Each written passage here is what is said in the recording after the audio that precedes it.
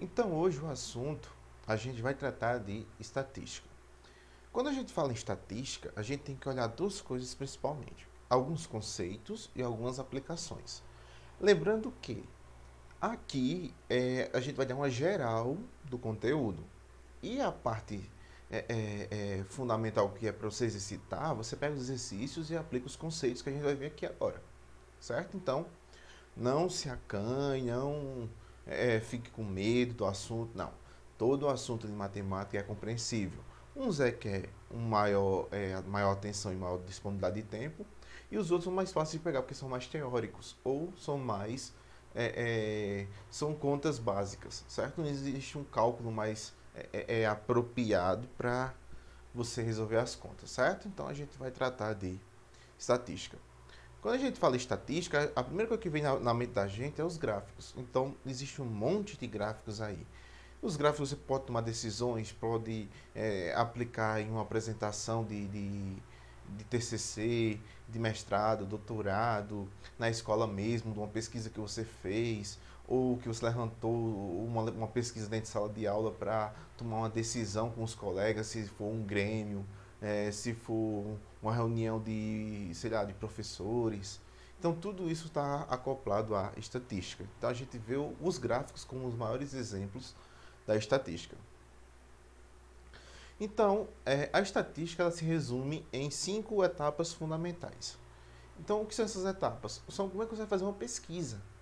Qualquer pesquisa vai ter essas 5 etapas. Então, não existe coisas de outro mundo. É receita de bolo. Você pega essas 5 etapas, etapa por etapa você constrói sua pesquisa e faz suas análises e tem suas conclusões. Então, a primeira etapa é escolher a amostra. Então vamos imaginar o seguinte: a gente tem uma população muito grande, certo? A população que eu falo são todo o universo que você pode usar na sua pesquisa. Por exemplo, geralmente no período de eleições, as pesquisas eleitorais, elas tratam a população como inviável para você estudar ela. Então, por exemplo, se uma cidade tem, por exemplo, 200 mil habitantes, não tem como você fazer uma pesquisa, claro, né?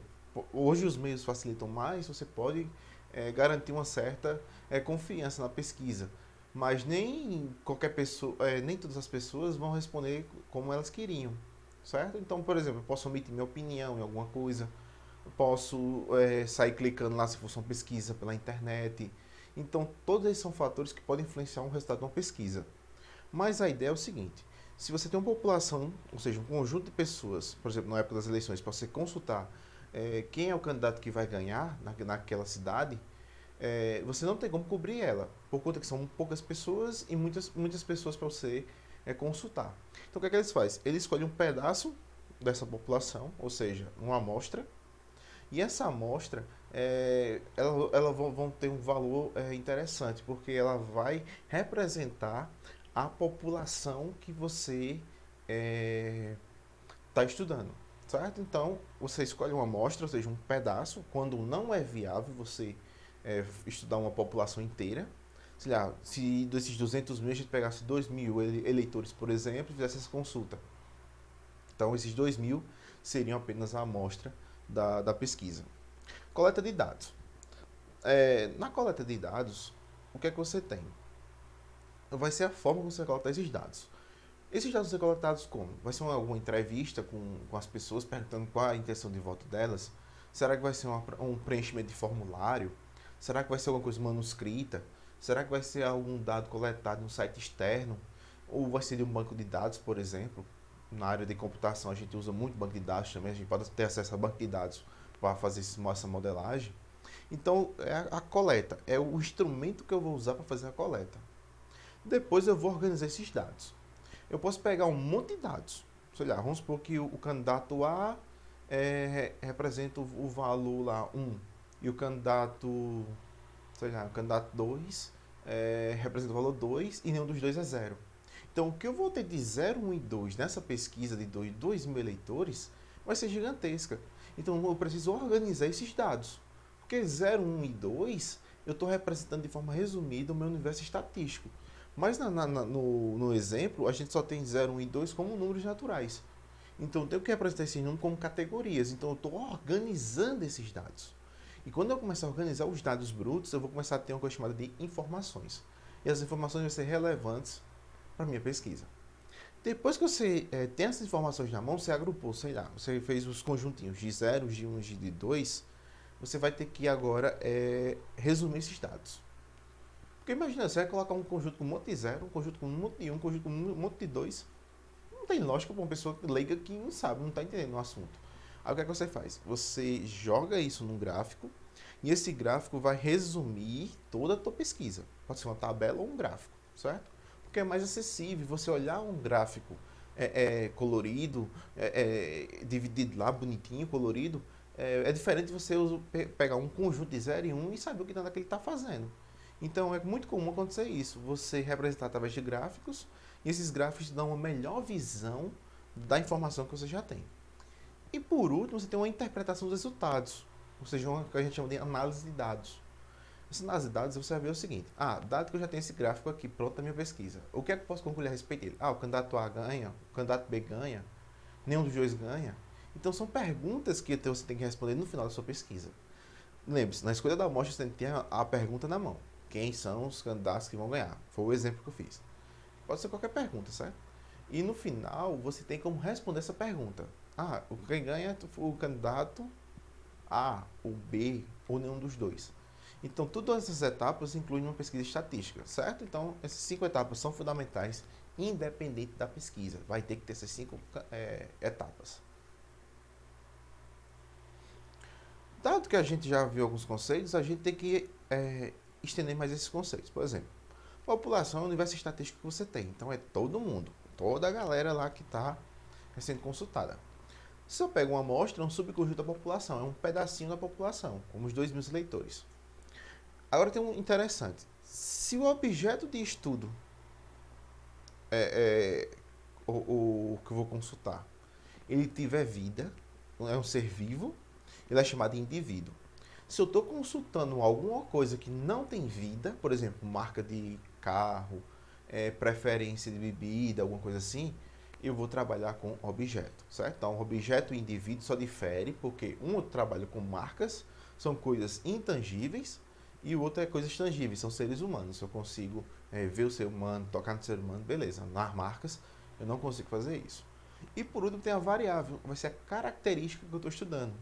Se eu definir, por exemplo, cor de um carro, aí quais são as cores? Aí as cores vão depender da sua característica. Eu quero um carro só de cor vermelha, só de cor azul. Então, a ideia da variável é você caracterizar o seu evento. Na parte das eleições, a contagem de votos, certo? A variável lá. A variável contagem é os votos do eleitor, certo? Então, a gente define isso aí. Então, a variável ela pode ser de dois tipos. Ela pode ser qualitativa ou quantitativa. Qualitativa é quando ela dá uma qualidade ou um atributo a alguma coisa. Por exemplo, cor de um carro, como eu já falei, tipo de esporte que você pratica, o grau de instrução que você está, se é ensino fundamental, ensino médio, ou seja, basicamente, né, a gente pode definir como são as variáveis que a gente pode fazer como nomes. São nomes, você vai fazer as categorias e colocar nomes das variáveis. Já as quantitativas são os valores numéricos. Você vai ter, por exemplo, as escalas de temperatura, os intervalos de variação, vai ter um monte de coisa. Então, tudo que você pode descrever como nomes são as qualitativas, certo? Por exemplo, característica. Minha cor é parda, minha cor é branca. São palavras, então são variáveis qualitativas. Eu estou qualificando um certo indivíduo. Já as quantitativas, eu estou representando aquele indivíduo por um número. Por exemplo, o candidato A foi representado por 0, ou por 1, ou por 2, vai depender da minha denominação. Só que aí a gente pode ampliar mais.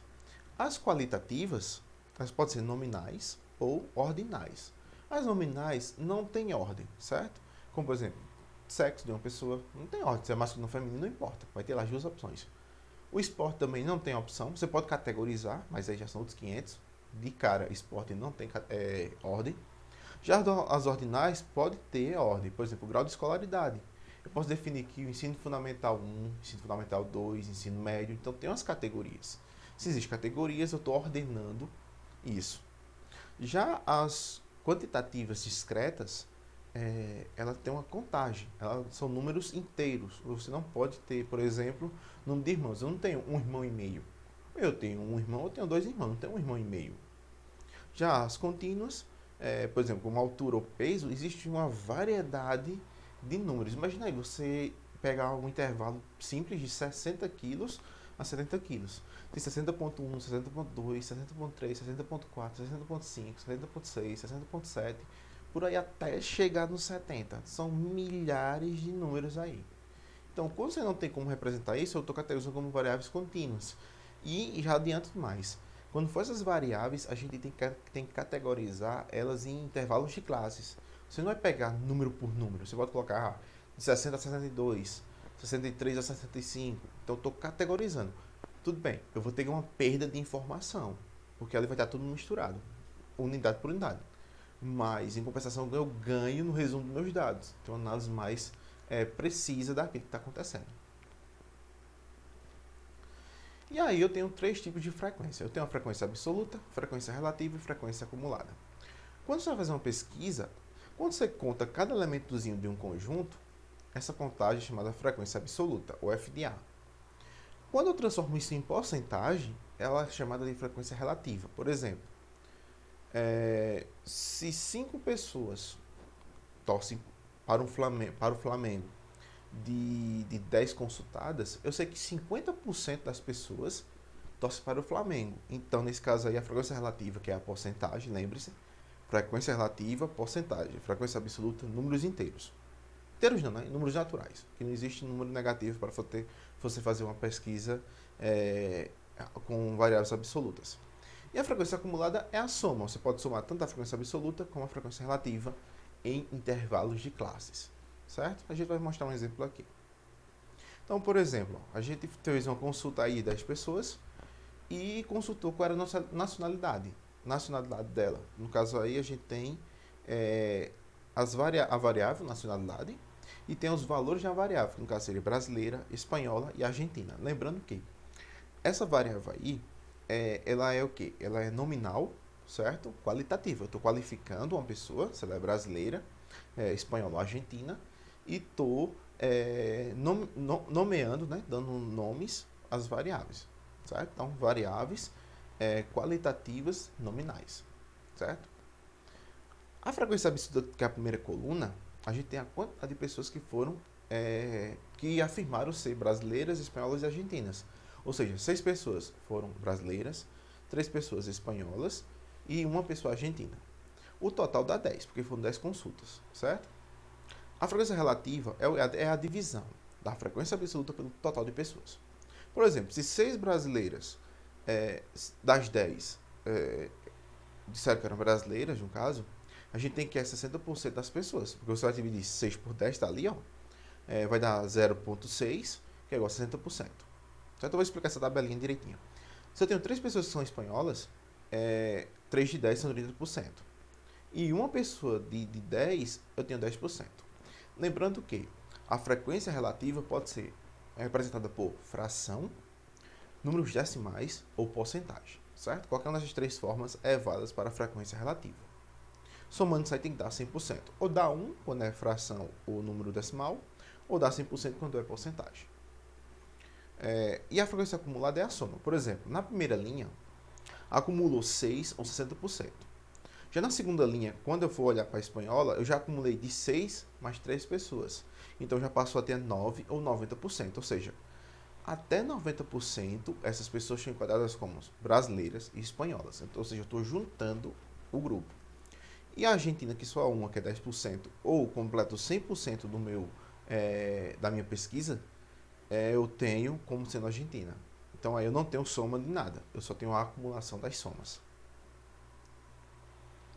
E aí a gente tem os gráficos. A gente vai ter que entender para que serve cada um tipo de gráfico. Lembra-se, a gente já viu os conceitos básicos e viu também a parte que trata das variáveis. Certo? A gente viu as variáveis, os tipos de variável E a gente viu agora como é que a gente representa uma tabela de frequência, certo? E agora a gente vai ver os gráficos. Lembre-se, estatísticas são gráficos e tabelas. Gráficos e tabelas. Tá claro, tem as medidas também que a gente vai ver mais para frente, mas resumindo, são gráficos e tabelas. Então os gráficos. O primeiro gráfico que a gente tem é o gráfico de segmentos, ou o gráfico de pontos e linhas. Que é esse gráficozinho aí, você vai ter pontos e linhas aí para representar o gráfico. Lembrando que qualquer uma das frequências pode apresentar esse gráfico, mas as mais usuais são a frequência absoluta, certo? A gente coloca a frequência absoluta no eixo do y, né? Como é que se diz? Na vertical. E a gente coloca na base, na basezinha, certo? Na base, as categorias, certo? A gente coloca lá, sei lá, por exemplo, for aquele de nacionalidade, a gente pode botar brasileira, categoria 1, Argentina, categoria 2 e espanhola, categoria 3. E a gente pode colocar aí os pontinhos nos valores e depois ligar eles. Lembrando que esse gráfico é importante para mostrar uma coisa que a gente chama de variação ou taxa de variação de crescimento.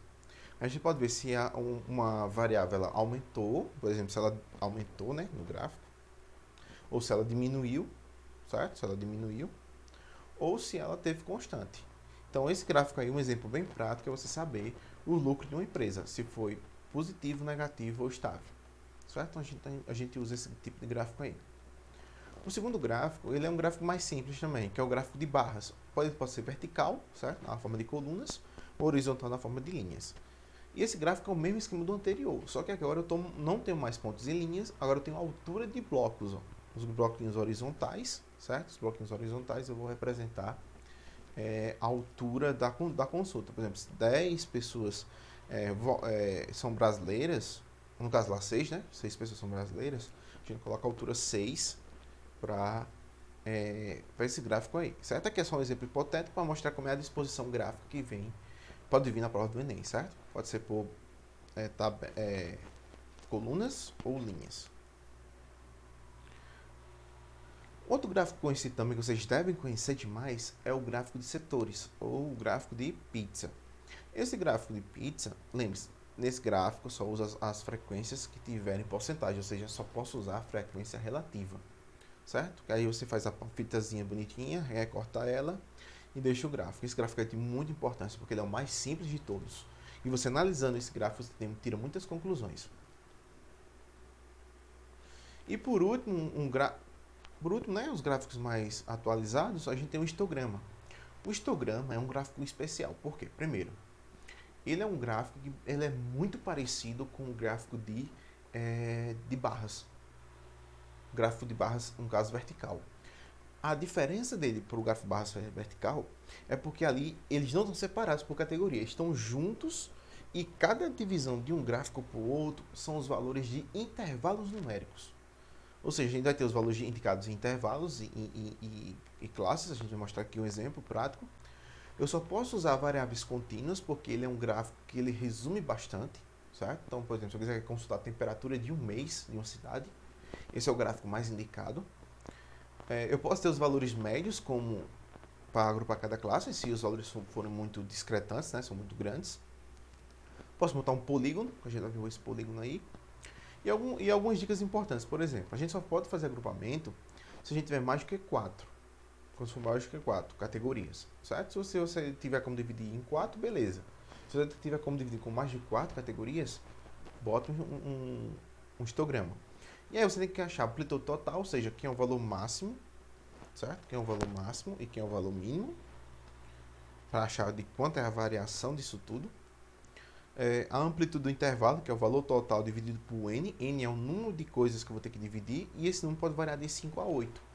Então, por exemplo, se eu tiver 10 e eu vou achar 5, por exemplo, em 5 intervalos, eu coloco o tamanho de cada classe no 2. Porque eu vou dividir, ó, a amplitude total é 10, por exemplo, a diferença do maior para o menor pode ser 10, um exemplo. E você vai dividir esse intervalo todo pelo número de classes que eu quero. Por exemplo, geralmente você pode botar de 5 a 8, é o mais recomendado. Se eu colocar 5, eu vou pegar 10 dividido por 5 dá 2. Então, cada intervalozinho vai ser 2. Então, vai começar de 0 a 2, de 2 a 4, de 4 a 6, de 6 a 8, de 8 a 10. Essa é a ideia do intervalo.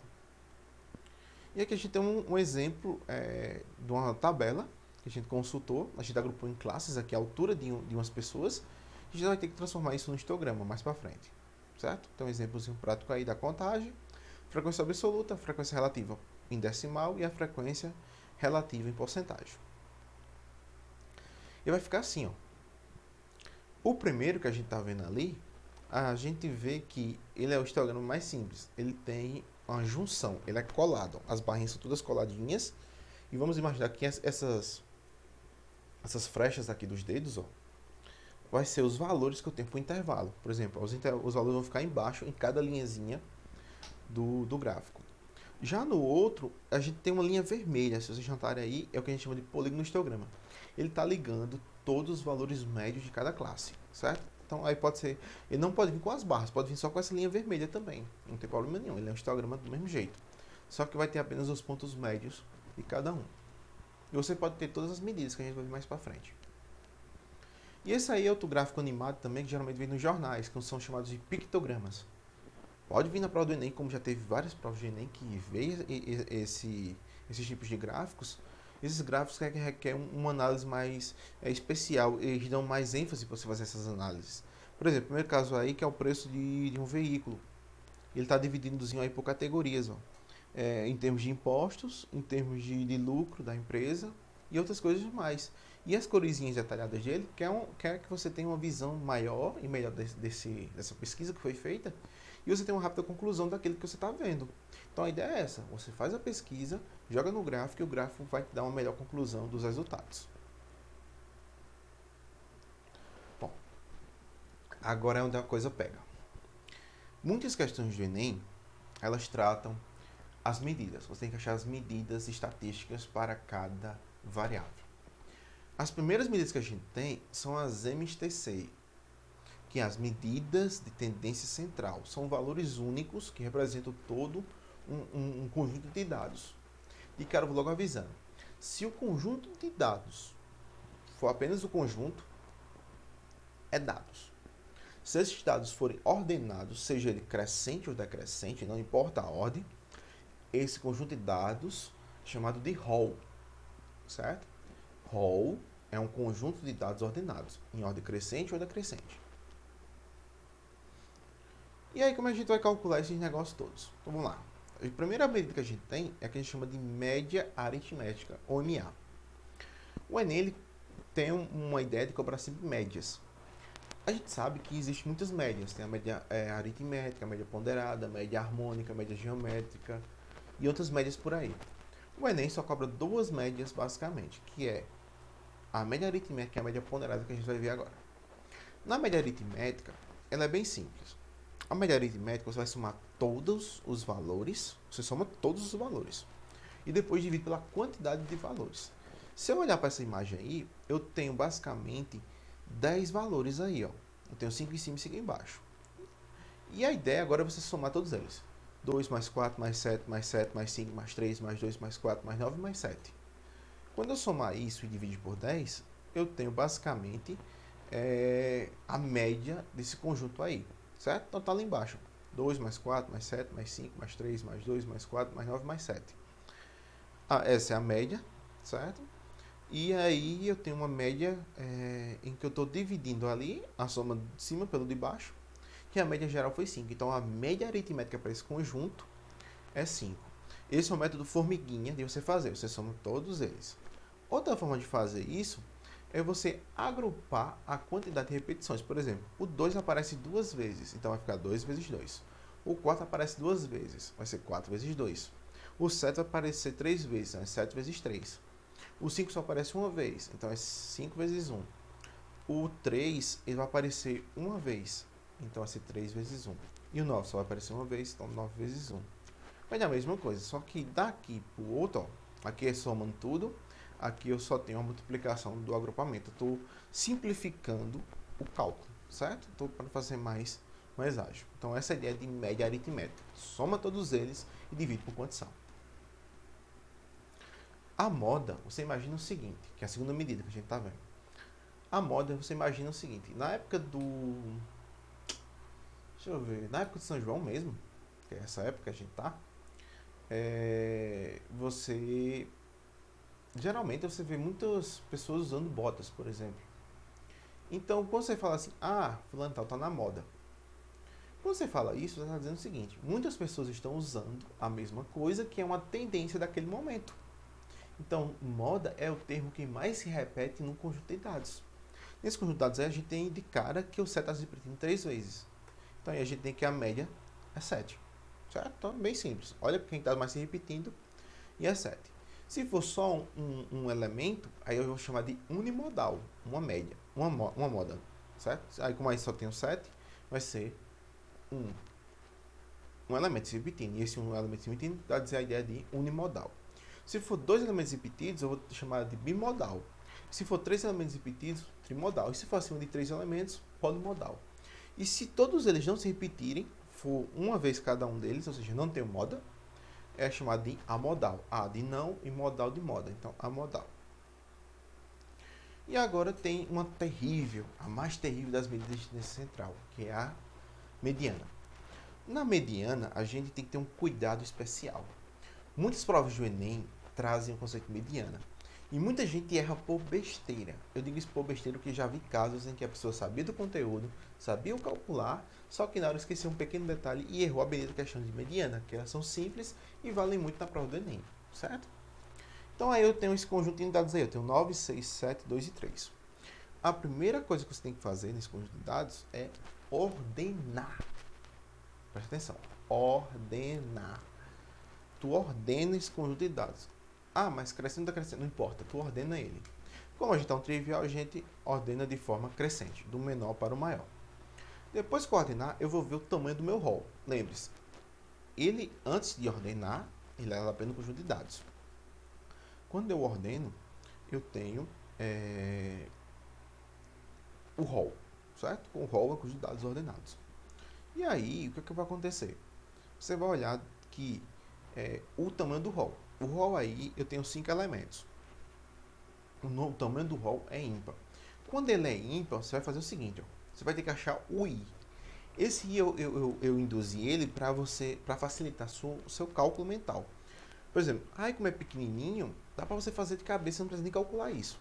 Mas quando for muito grande, por exemplo, se já for 200 valores, você precisa de um cálculo para saber quais são os elementos que você quer pegar. Então, esse i é para indicar qual é a posição do elemento que eu quero. Então, esse i é quando eu estou calculando, no caso, em que o rol ele é ímpar. No rol, quando ele é ímpar, o que vai acontecer? Eu vou ter n mais 1 sobre 2. Por quê? Por exemplo, se eu tenho 5 aí, eu vou fazer 5 mais 1 dá 6, dividido por 2 dá 3. Então, a minha mediana vai ser o termo da posição 3, certo? Eu vou olhar quem estava na posição 3. Se eu olhar quem está na posição 3 aí, eu vou ver que é o número 6. Então, a mediana aí é 6. Como é simples, é o termo que divide 50% à direita e 50% à esquerda. É o termo central do meu rol, em que eu estou dividindo igualmente os termos. Nesse caso, eu tenho 2 para a direita e 2 para a esquerda e está fechado. O caso 2 é quando o rol ele é par. Conjunto de dados, ordenei, vira rol. Quando ele é par, eu vou ter que fazer o seguinte, ele não tem um termo central, eu vou ter que inventar um termo central para ele. Então, a ideia é você calcular a média dos centrais. Também posso calcular o i. Nesse caso aí, como é mais simples, eu podia fazer direto. Achar os dois centrais ali, que é 5 e 6, somar os dois dividido por 2, eu tenho o valor da mediana. Como eu estou usando o conceito do i, que é o índice que eu estou querendo, eu vou fazer o seguinte, ó. O meu i vai ser o tamanho do rol dividido por 2. Como eu tenho 6 elementos, 6 dividido por 2 dá 3. Então, a minha medida nesse caso é o x que está na posição 3, o elemento que está na posição 3, e o que está coladinho dele. Lembre-se, se o rol for par, eu preciso de dois elementos. Um eu acho pelo i, e o outro é o que está próximo dele. Então, nesse caso aí, como eu achei o índice 3, eu quero a posição 3 do elemento e a posição 4 do elemento. Quem está na posição 3 é o 5, e quem está na posição 4 é o 6, certo? Então, você pega 5 mais 6 dá 11, e por 2 dá 5,5. Lembre-se, você ordena, mediana, ordena, e depois você calcula se o rol é par ou se o rol é ímpar. Se o rol for ímpar, você tem o termo central direto. Se o rol for par, eu vou calcular a média aritmética dos centrais, certo? Então, aí, fechou as medidas de tendência central. E agora a gente vai calcular a média ponderada, que é a última medida de tendência central. Vamos imaginar o seguinte, que numa classe, 4 alunos tiraram nota 6 e 5 alunos tiraram nota 8. E um aluno tirou nota 9. E a pergunta é, qual é a média da turma? Você podia fazer o seguinte, você somar 6 mais 8 mais 9, dividir por 3, né? E dar o resultado. Mas não, lembre-se, a média ponderada. O que aconteceu aí? Eu tenho 4 valores 6, ou seja, 4 alunos tiraram 6, 5 alunos tiraram 8 e um aluno só tirou 9. Então, nesses valores eu tenho 6 4 vezes, 8 5 vezes e 9 uma vez. Então, para calcular a média ponderada, eu vou chamar isso de peso. Então, o peso é a quantidade que você tem para a categoria. Então, 4 alunos tiraram 6, então o peso é 6. Então, lá vai ficar 6 vezes 4, mais 8 vezes 5, mais 9 vezes 1. Porque eu tenho o valor vezes o peso. Certo? Sempre. A média ponderada é a soma, você vai somar todo mundo, do valor vezes o seu peso dividido pela soma dos pesos. Certo? A soma dos pesos ali vai dar 10, porque são 10 alunos. Não 3 de categoria, vai ser 10 alunos. No caso, eu tenho 7,3 de média, certo? Então, média ponderada, pega um número, multiplica pelo seu peso, depois soma e divide pela soma dos pesos, certo? Aí você tem a média ponderada. A aritmética não, na aritmética você pega a média, soma todo mundo e divide por quantos são. E agora, na segunda parte, a gente tem as medidas de dispersão. Aqui é mais simples também, mas requer um cuidado especial. São as MDs, as medidas de dispersão. Aqui eu só tenho duas medidas, que é a variância e o desvio padrão. Olha a forma da variância. Que loucura. Você pegar um livro, você não quer nem saber mais de... vou mais estudar isso, não.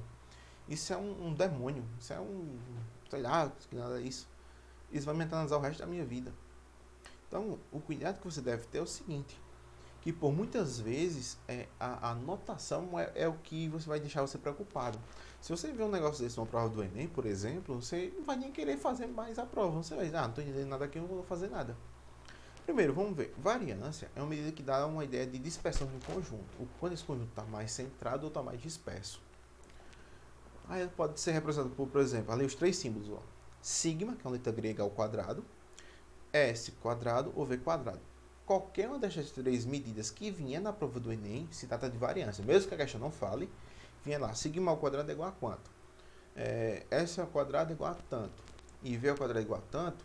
De cara, e eu vejo que a medida de estatística, a gente tem uma medida de variância. E o que vai acontecer? Se olhar para essa fórmula aí, primeiro, sigma ao quadrado. Esse sigma ao quadrado quer dizer que as medidas estão ao quadrado. Todas elas estão ao quadrado. Por quê? Eu estou calculando a dispersão do conjunto. Esse Ezão grandão aí que tá, ele é um símbolo de somatório. É para dizer que eu vou somar várias coisas. Certo? Em vez de fazer 1, mais 2, mais 3, mais 4, mais 5, eu estou fazendo uma somatória. O I que está ali embaixo é o índice do elemento. Estou somando, não. É o somatório, o Ezão, do primeiro, que é o I igual a 1, até o N. N é o que está em cima. Se você olhar, N é o que está em cima. Então, vai ser o N elemento. Aí, dentro do parênteses, tem o X da posição, ou seja, o elemento que eu estou, menos esse Mi, que é também outra letra grega, é a média aritmética. Você tem que calcular a média aritmética do conjunto. Então, você pega o valor menos a média, eleva isso ao quadrado e divide pela quantidade de elementos. Você olha isso aqui, meu amigo. Isso é desumano demais, ó. Até o bichinho aqui, ó. Até o bichinho aqui ficou pasmo com isso. Meu Deus, o bichinho, meu Deus. Oh, meu Deus do céu. O que eu faço agora? Então, deixa quieto por enquanto. Só o que você deve entender aqui, variância é medida quadrática, e você vai precisar dela na prova do Enem. Na prova do Enem, por muitas vezes, vem esse conceito agora de desvio padrão. Desvio padrão, ele é a raiz quadrada da minha variância. Então, quando eu trabalho com desvio padrão, eu estou calculando a raiz quadrada da variância. Agora, cuidado. Quando eu coloco dentro de uma raiz, esse quadrado aí não quer dizer que eu vou cortar com o índice da raiz, não, certo? A raiz quadrada é só para dizer que é a variância. O valor que eu tenho tem que estar na raiz. De qualquer maneira, eu tenho que tirar a raiz, certo? Então, o desvio padrão, ele é a raiz quadrada da variância. E outra coisa, já logo adiantando. Se numa prova do Enem vier a palavra regularidade, eu quero mais regular ou menos regular, como já teve provas aí, eu vou olhar apenas para o desvio padrão, certo? Só olha para o desvio padrão. Pode ter média, moda, variância, pode ter moda, o que for de medida. Você olha apenas para o desvio padrão.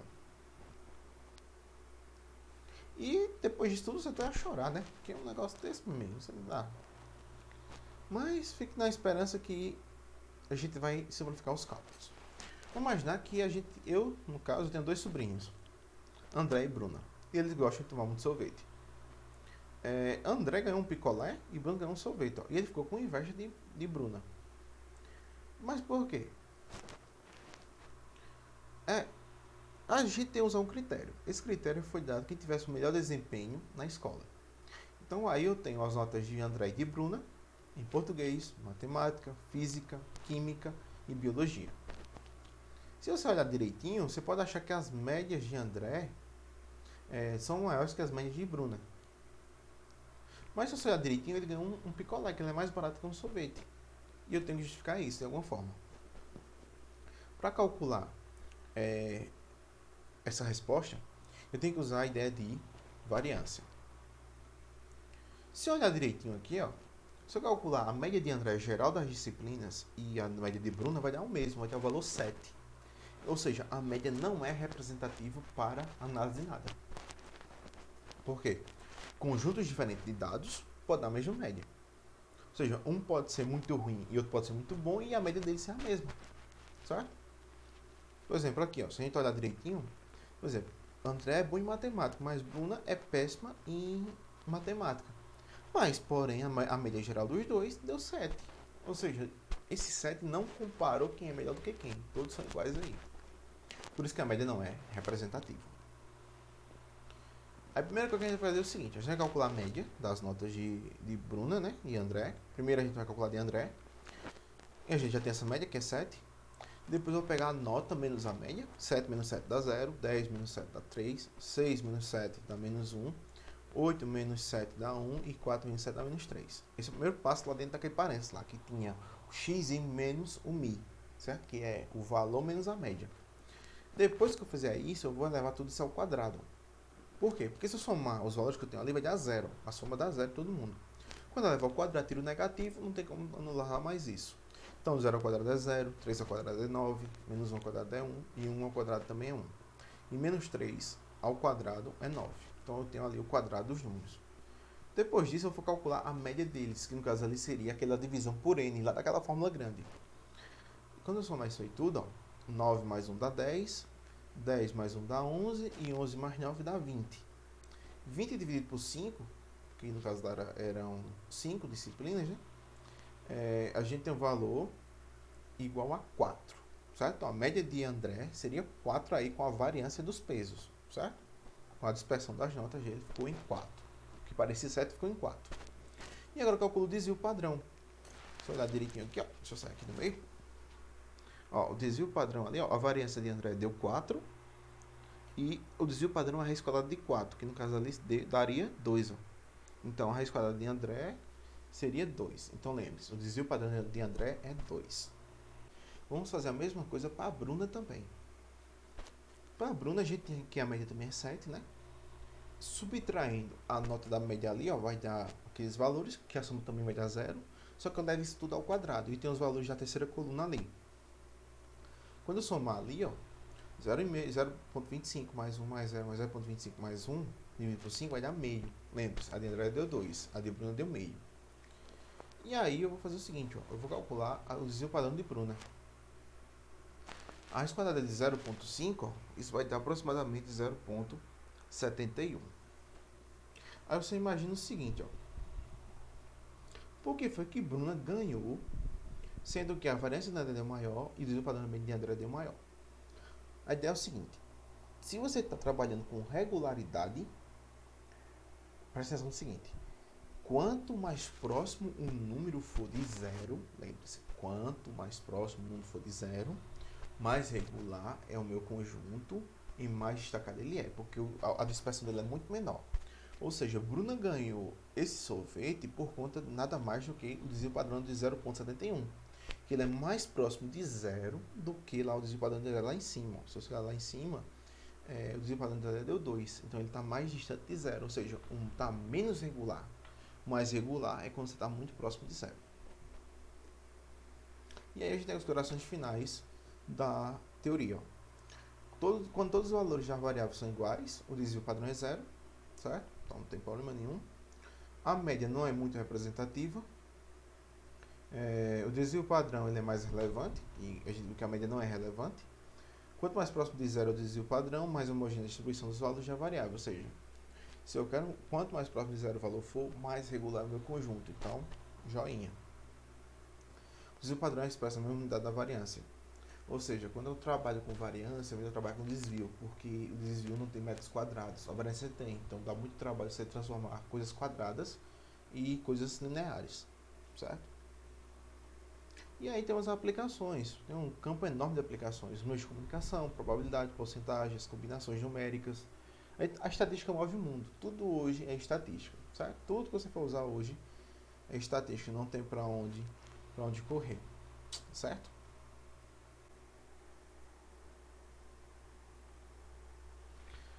E agora a gente vai ver as resoluções de questões do Enem que requer o conceito de estatística. Então vamos lá. A primeira questão foi do Enem 2018. Então vamos lá. De acordo com um relatório recente da Agência Internacional de Energia, AEI, o mercado de veículos elétricos atingiu um novo marco em 2016,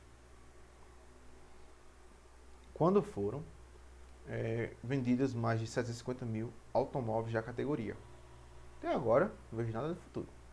Com isso, o total de carros elétricos vendidos no mundo alcançou a marca de 2 milhões de unidades vendidas desde que os primeiros modelos começaram a ser comercializados em 2011. Ou seja, todo esse texto não serviu para nada. No Brasil, a expansão das vendas também se verifica a marca A. Por exemplo, ela expandiu suas vendas no ano de 2016, superando em 300 unidades as vendas de 2015, conforme o gráfico. Aí eu tenho um gráficozinho bonitinho aí, ó. No eixo do X a gente tem o valor dos carros, né? A gente tem o número de carrinhos. E no eixo do Y a gente tem o ano que aconteceu isso. Por exemplo, no ano de 2014 eu tenho um carrinho. No de 2015 eu tenho 2 carrinhos. E no 2016 a gente tem 5 carrinhos. Aí a pergunta é: a média anual do número de carrinhos ou de carros vendidos pela marca A nos anos expressados no gráfico foi quanto? Então tem que olhar para esse gráfico aí e extrair informações para eu calcular a média anual. Lembrando, se vem a palavra média, pode ser a média ponderada ou a média aritmética. Como eu quero a média anual, ou seja, por ano da unidade de 1, e ali eu tenho 3 anos, eu vou usar a média aritmética. Por quê? Eu não tenho peso nenhum ali, certo? Eu tenho o valor dos carrinhos, mas isso não vai importar não, só vai importar a quantidade por anos. Mas como é que eu vou achar o valor dos carrinhos? Você imagina o seguinte, ele diz ali que no ano de 2016, as vendas foram superadas em 360 unidades do que 2015. Então o que é que está acontecendo? De 2015 para 2016, a gente tem 360 unidades a mais vendidas. E isso quer dizer o seguinte, ó, eu tenho 3 carrinhos a mais em 2016 que em 2015. Então eu tenho que 3 carrinhos representam esse aumento todo ali de 360. Então o valor do carrinho ali, ó, eu tenho que em 2016 foram 5 carrinhos e 2015 foram 2 carrinhos, e que a diferença ali que aumentou foi 360 unidades vendidas. Então eu sei que, como eu tenho 3 carrinhos a mais, eu sei que 3 carrinhos ele corresponde a um total de 360 unidades vendidas, ou seja, cada carrinho vai valer 120. Então, se eu olhar direitinho, ó, em 2016 eu tenho 5 carrinhos, então eu tenho 5 vezes 120, que dá 600. Em 2015 eu tenho 2 carrinhos, que dá 240, porque cada um vale 120. E em 2014 eu tenho um carrinho que só dava 120. Se eu somar isso tudo ali, ó, isso vai me dar 960. Como eu quero a média anual, eu só tenho 3 anos, 2014, 2015, 2016, 3 anos. Então, nesse caso, eu vou dividir por 3, vai dar 320, que é a letra D como resposta, certo? Então, é uma questãozinha simples, que você tem que interpretar o gráfico, tirar os dados e colocar no papel. Você pode rabiscar a prova do Enem, fazer o que você quiser, mas a gente consegue resolver isso tudo aí, sem nenhum problema, certo? Só analisando o gráfico você consegue achar os valores. Também em 2018, a gente tem outra questãozinha. Os alunos da disciplina de estatística em um curso universitário realizam 4 avaliações por semestre, com os pesos de 20%, 10%, 30% e 40% respectivamente. No final do semestre, precisam obter uma média nas 4 avaliações, de no mínimo 60 pontos. Então, essa é a média de aprovação, 60 pontos. Para serem aprovados, o estudante dessa disciplina obteve os seguintes pontos nas 3 primeiras avaliações, 46, 60 e 50, respectivamente. O mínimo de pontos que ele deve precisar para obter na 4ª avaliação e ser aprovado é quanto? Olha, de cara, quando falar em nota, falar em alguma coisa escolar, a gente tem basicamente, quando falar esse negócio aí de porcentagem, a gente tem pesos. Ou seja, eu vou usar média ponderada, certo? Em que as notas vai ser os valores normais e as porcentagens ali são os pesos. A própria questão já diz tudo, ó. Por semestre com os pesos. Então, se tem nome e pesos, eu vou usar a média ponderada. Então, a gente vai fazer isso aqui, ó. A primeira nota foi 46. Então, 46 vezes 20, 20%. A segunda nota foi 60, que vale 10% da nota final. 50, que vale 30%. E 40 ali, 40% de uma nota que eu não sei quanto é, que eu chamei de N4. Esse N4 é a nota que eu tenho que tirar na 4ª avaliação. Como ele está tudo em porcentagem, o máximo que ele pode ter é 100% das notas. Então, que é o valor total das notas. Então, eu tenho que dividir por 100. E esse valor que eu achar aí, para ele ser aprovado, ele tem que ser maior ou igual a 60. Ele passa com 60 ou mais que 60. Então, simplificando aí, ó, se eu somar ali em cima as multiplicações, eu vou ter 3.020 mais 40 vezes N4, que é a nota 4 que eu quero, dividido por 100, tem que ser maior ou igual que 60. Multiplicando isso ali, ó, eu vou ter 3.020 mais 40N4, passei o 100 multiplicando por segundo membro, deu 6.000. E agora eu vou arrumar isso aí, ó. Eu vou isolar o 40N4.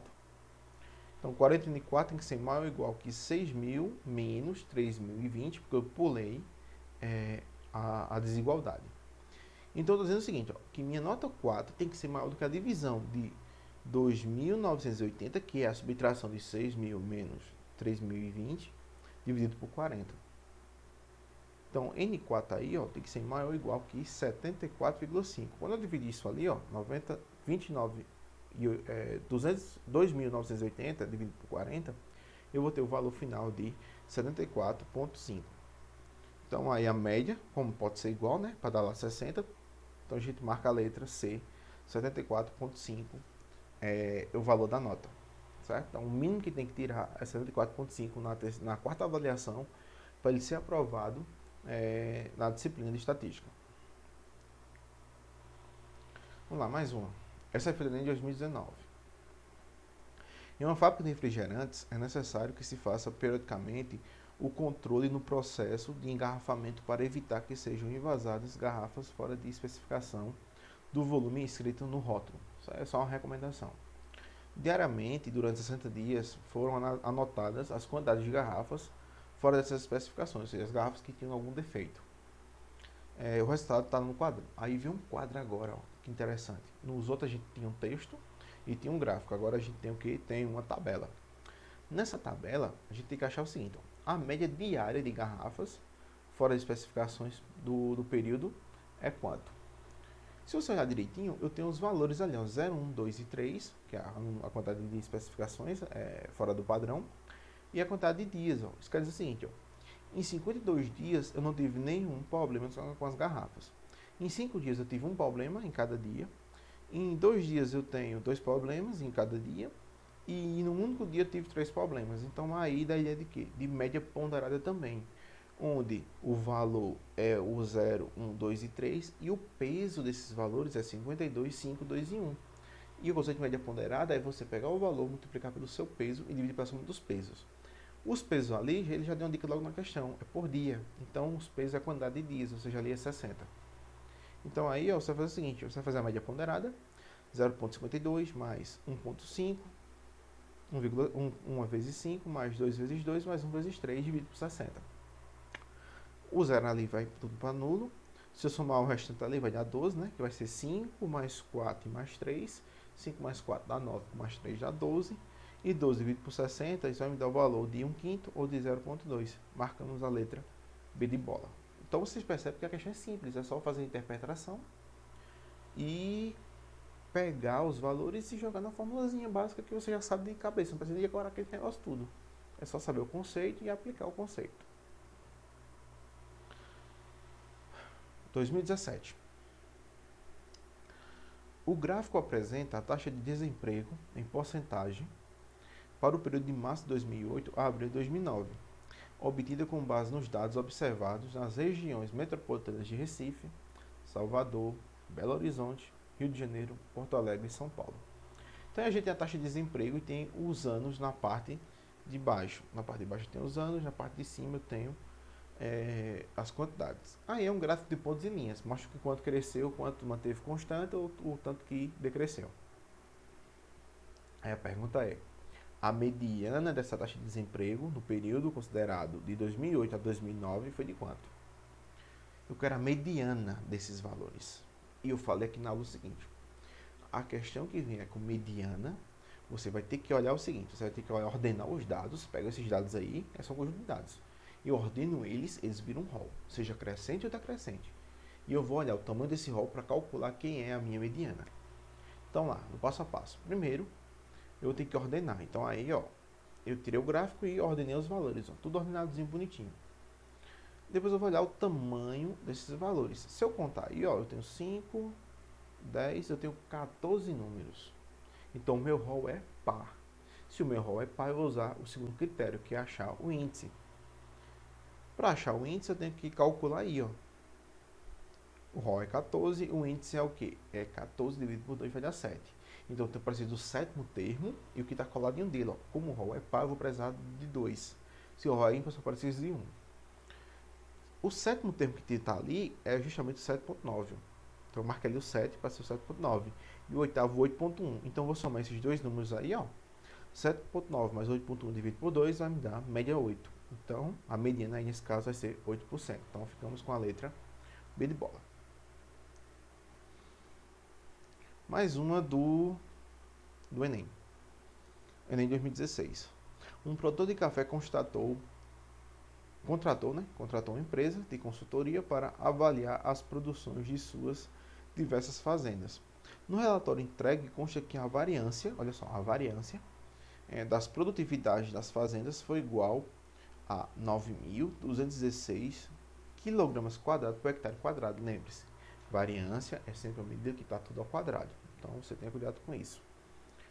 Esse produtor precisa apresentar essa informação, mas em outra unidade de produtividade, que é sacas por hectare.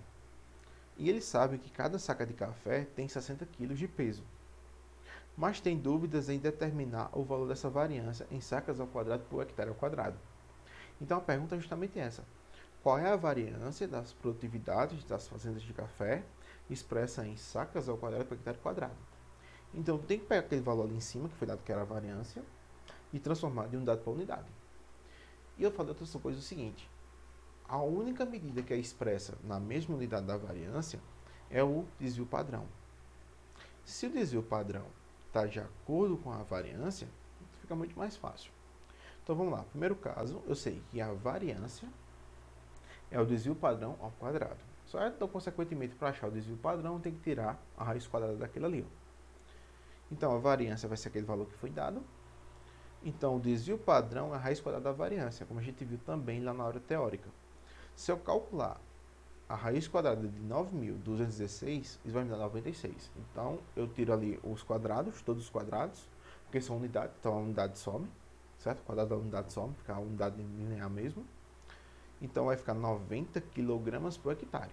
Então fica mais fácil trabalhar disso do que tudo ao quadrado. Depois eu transformar ali, ó. Se eu sei que uma saca é 60 quilos, 96 quilos é 50 sacas. Então faço a regra de 3. Ó. Se uma saca é 60 quilos, quantas sacas vai ser 90 quilos? 96 quilos, né? Se eu dividir 96 por 60, vai dar 1,6 sacas. Depois que eu fizer isso, eu tenho que achar a variância novamente. Como eu já transformei só em sacas, né? E hectare continua hectare mesmo, é só levar ao quadrado. E 1,6 ao quadrado vai me dar 2,56. No caso, seria a letra D de dado, certo? Então, aí é uma questão simples de variância, em que você tem que achar o desvio padrão, porque fica melhor, e você calcula a variância no final das contas. A variância é o quadrado do desvio, e o desvio é a raiz quadrada da variância, lembre-se disso.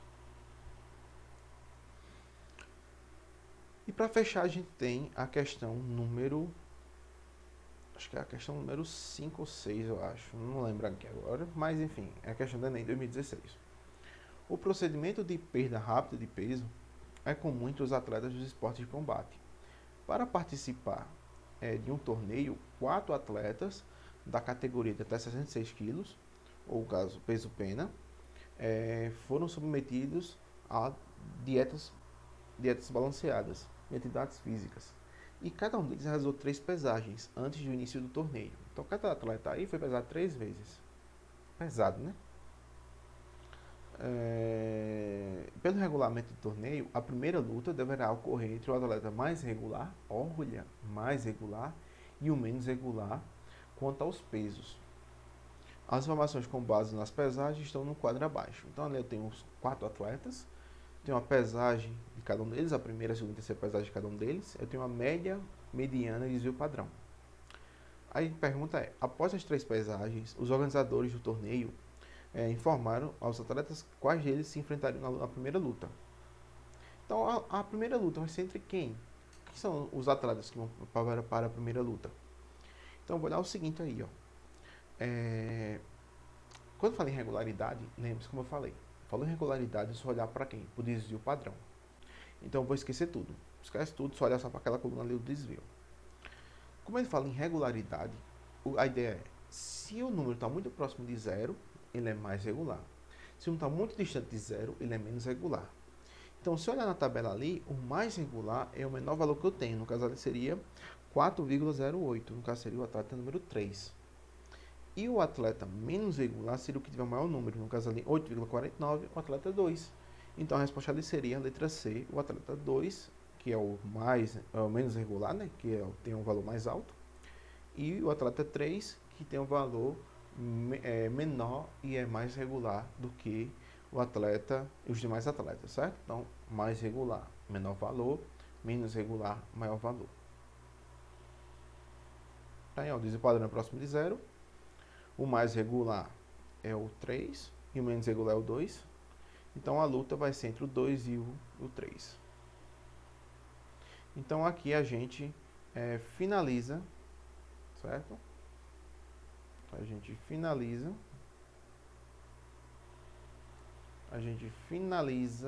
a aula de hoje sobre estatística, certo?